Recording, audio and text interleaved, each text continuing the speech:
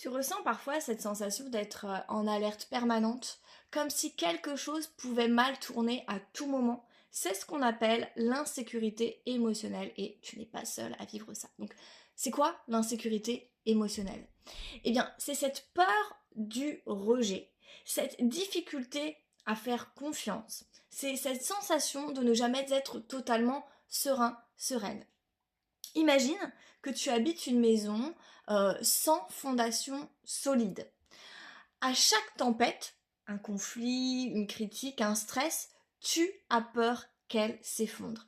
Alors, tu restes en état d'alerte, prête à réagir, mais tout le temps. Alors, pourquoi certains se sentent solides comme un roc et d'autres, toujours fragiles intérieurement? Ça peut venir d'une enfance instable ou avec peu de sécurité affective. 2, des blessures profondes, rejet, abandon, trahison, etc. 3, un environnement qui a appris à ton cerveau à être sur ses gardes. C'est comme si dans ton jardin intérieur, on avait planté des graines de peur et de doute. Et aujourd'hui, elles ont envahi ton esprit.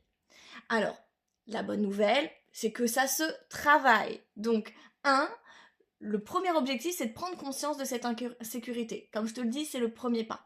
2, utiliser des outils comme l'hypnothérapie, le FT ou tout autre pour reprogrammer ton inconscient. 3, apprendre à t'auto-rassurer et à reconstruire ta propre sécurité.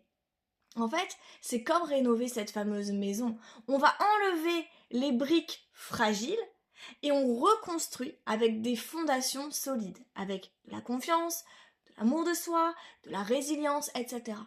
Et toi, quand ressens-tu le plus cette insécurité intérieure?